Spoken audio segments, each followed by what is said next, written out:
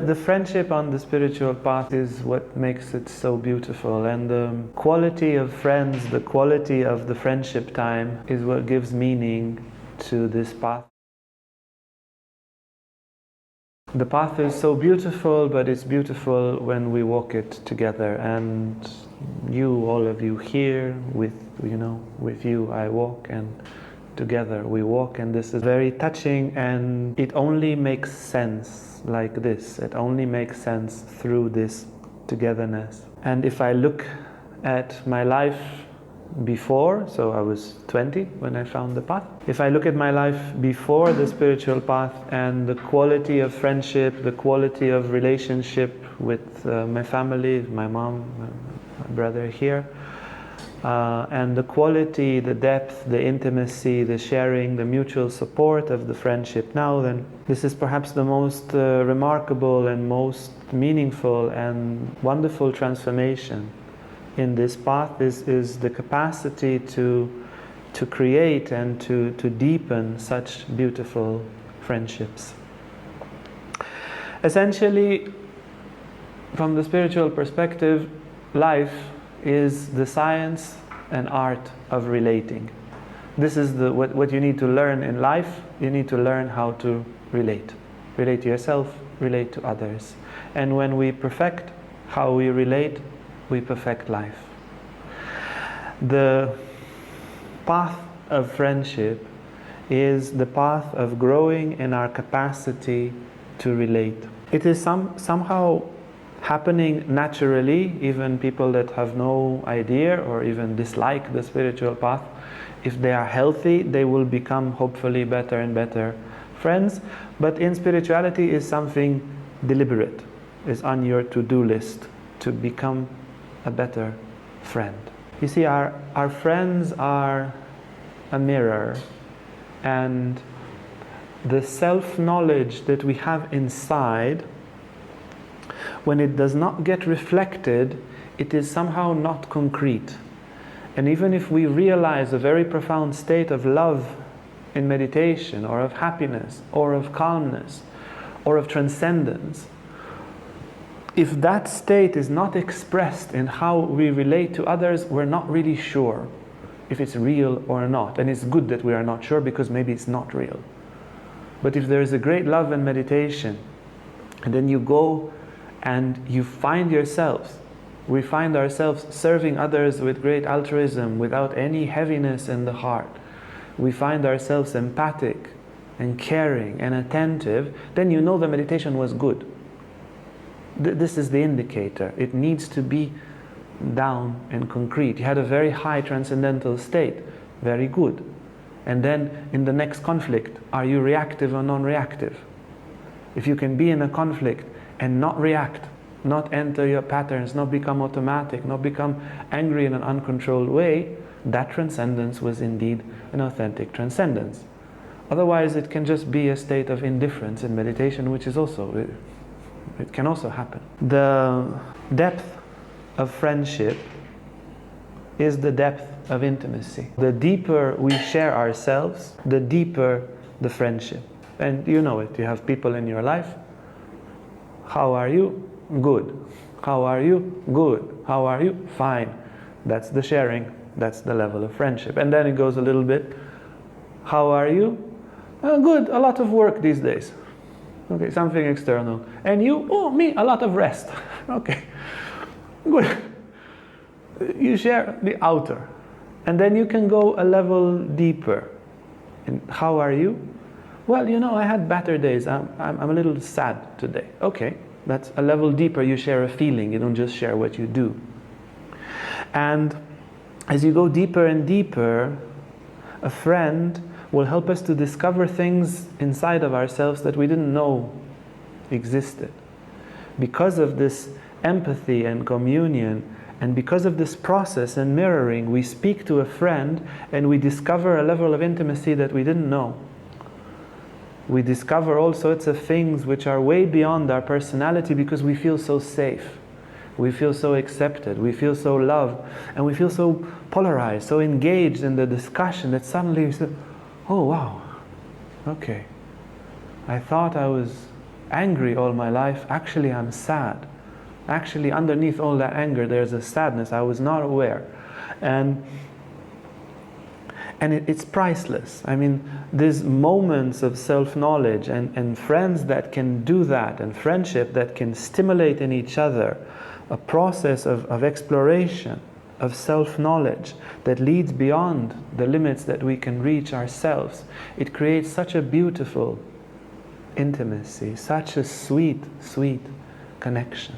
Yeah, in Buddhism we have the Buddha. So if you want to grow on the spiritual path, you need a Buddha or a teacher, you need Dharma or teachings, and you need sangha. You cannot grow, or community, you cannot grow without friends, spiritually. Yeah. Also in the Jewish tradition, Rabbi Nachman said for a man to grow spiritually, he needs a tzaddik or a teacher, he needs isolation or itbodedut, and he needs a friend, chaver. Cannot grow spiritually if you don't have a friend. And if you do not share your spiritual path with anyone, and in these 25 years I've met people that don't really share, your spiritual path will go a bit off. It's like a room that doesn't get ventilated. It goes a bit off. It gets a bit moldy. Whatever it is that we have inside, it needs to go through a process of reflection. And here, friends, as you know, it's not just yes men, or compliment me and I compliment you, I support you no matter what. No, a friend that can also give authentic feedback, that can give a reflection gently, lovingly, but that can mirror also our defect. You see, when we search for meaning, and we spoke about it in other contexts, meaning of life.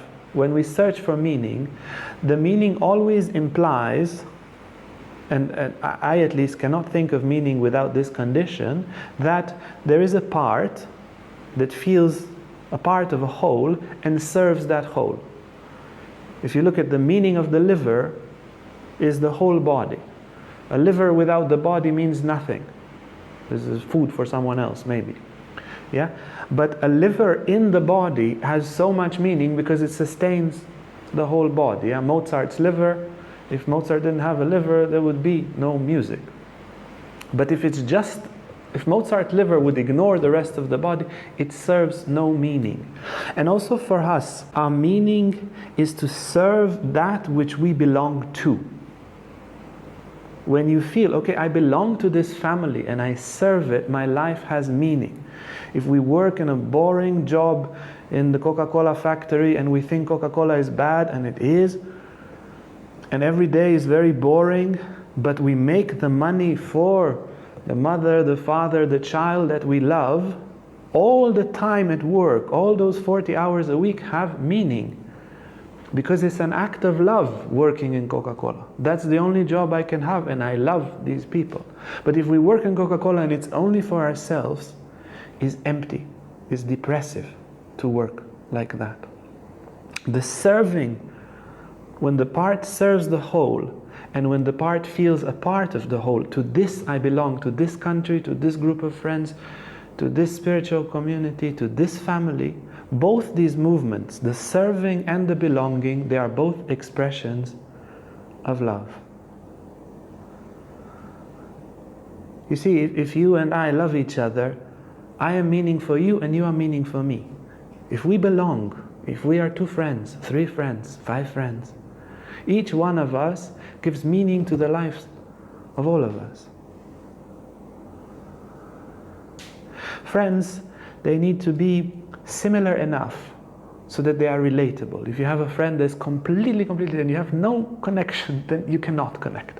There needs to be enough similarity so there is a common language. But friends also need to be different so that it's interesting, so that there is polarity, so there is a game. So let's say the more our friends are similar to us, the more smooth, the more sweet the conversation, and the more they are different, the more enriching, the more interesting, the more it opens our horizons. And if we manage friendship very well, we will not become flat with people that are similar to us, and we will not fight people who are different from us. We will be enriched by the differences and feel sweetly at home with what is the same. You see, Aurobindo says, the great spiritual master Aurobindo, the great yogi, he says that the soul is born and keeps on incarnating, why the universe exists, so that our souls can experience more and more and more things. And then it experiences in one body, the body dies, it reincarnates, so that because it's longing to experience. Today I'm the king, then I'm the slave, then I'm a woman, then I'm a man.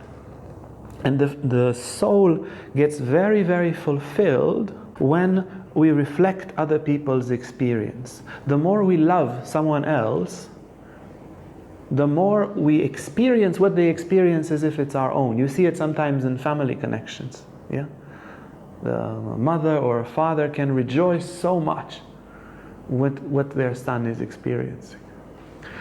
I have a joke. So the doctor tells the patient, look, I have bad news and good news. What do you want first? And the patient says, I want first the bad news. Bad news, you only have 3 months to live. He says, oh no. What's the good news? The good news, let me tell you, my son, he got accepted to university.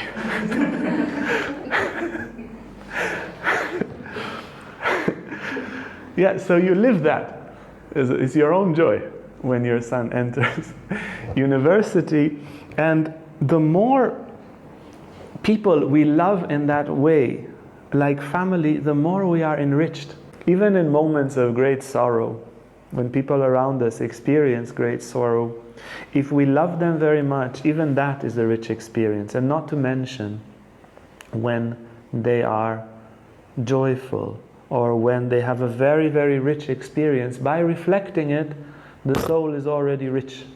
Yeah, we have these mirror cells, which they are basically there so that we can experience empathically what other people experience.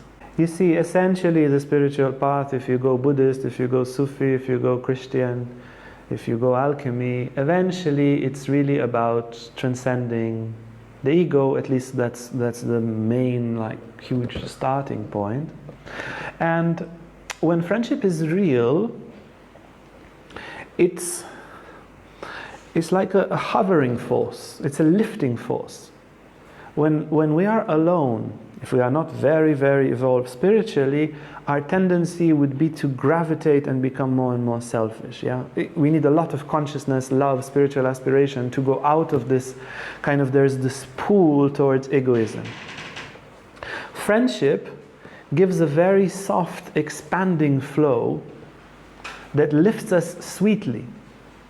Even if you just go out and have dinner with friends, if you are attentive, the level of egoism goes down, our shells go down, we laugh together, we love together, we share together. Of course, real friends. No, if it's a very tense situation, we go even lower. And by maintaining the people we love in our hearts, even when we are not physically together, we are somehow saved from entering very, very deep egoistic means, and we are softly and sweetly uplifted even to the total transcendence of the ego. There was a great master, Shams, a great Sufi master. He was so immense in his spiritual power and so sharp, nobody could go near him. He was just so radiant and so honest and so blunt that nobody could tolerate his company, and he could not be anything but this. He was like a sun. And then he prayed to God and he says, God, I want a friend, somebody that can bear my company. And God said, what will you offer in return? And Shams said, my head. So Shams received Rumi.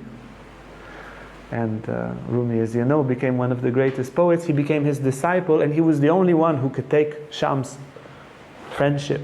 And they had the most glorious, famous spiritual friendship. And indeed, in the end, the disciples of Rumi got so jealous that Rumi was spending all his time with Shams. Rumi already had so many disciples that they killed Shams, and Shams pays the price. But before that, he had some years of sweet spiritual friendship, which was worth everything for him. You see, human beings, like all mammals, are designed for friendship and touch. Wolves and monkeys and bears, they all gather together and they live together and they touch each other all the time. Lions don't hunt from 9 to 5, Monday to Friday. They would be elephants if they were to eat that much. They hunt half an hour a day. And then the rest of the time they connect, they cuddle. Monkeys, they take out each other's lives. There's all sorts of rituals of friendship, and those rituals of friendship for mammals that have a developed limbic system, they keep the system balanced. If we have a good connection, a good amount of love, and a good amount of touch, our serotonin, our endorphins, our oxytocin will be balanced. Society, like old societies, would touch all the time. Indian societies, Arabic societies, all the time. Touch, touch, touch, touch, touch. And then as the generations pass with this modern wave, people become more and more alienated. Even within families, there's less touch, less embrace, less. And then of course your hormonal system goes out of whack. Where is your serotonin? Where is your endorphins when you don't have touch? And cortisol rises without touch and is reduced in touch. And then people need pills instead of hugs.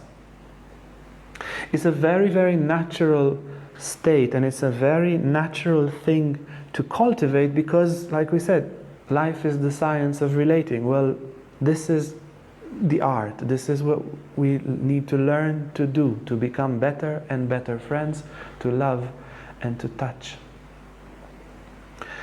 You see, when we imagine that you see the best movie and funniest movie you've ever seen, and you see it by yourself, yeah? It's like, you've never seen a movie so funny, and you look at it, and it will be like, huh. And that's that, because you are alone, right? If you are there with 5 of your best friends that have the same humor, you laugh very loud, all of you, and all 5 by yourselves you wouldn't. Because there is this effect, there is a collective resonance, there is a growth in resonance that appears when friends laugh together. And then there is a magic of friendship where all the positive states in friendship, they increase. This is why it's so much fun to be with people. Luz brings 1 unit of joy, Mark brings 1 unit of joy, Anna 1.5 for you, Anna 1.5. And then you don't have 3.5 units, you have like 10 units, each one of you. It multiplies in an exponential way the good energies. And the magic thing about it, you say, okay, but what about the bad energies? Do they also multiply? If the ambience is an ambience of love, and some of the members there feel sorrow, it's not just that the sorrow will not grow, the sorrow will be digested. And all the people will receive strength to overcome the sorrow. That's also why when somebody dies, you go and visit them. You go and visit them with love. You don't go and visit and quarrel with them. Of course, if there's no friendship and there's no love, and there's a meeting between people in conflict, yes, the negative energy multiplies as well. But a meeting in love will grow what is good and will heal what is bad. So it's completely magical for our inner process to be and to cultivate this profound state of friendship and of love. And if I look at these 25 years on the path and these 46 years here on earth, these are the memories. The memories are memories of love. This is what is and what was meaningful. Great joys and love, great difficulties and love. But that's what made the path, and that's what made life. And that is the heart piece of life, and that's the one thing to really invest in, like a diamond, and to get better and better in our own capacity to really be friends, to really love. If you like this video and want to learn more about Tantra, about yoga, about psychology, emotional healing, lives of saints, and the scriptures, Then hit the bell, like, subscribe, and you'll never miss an upload. Thank you so much.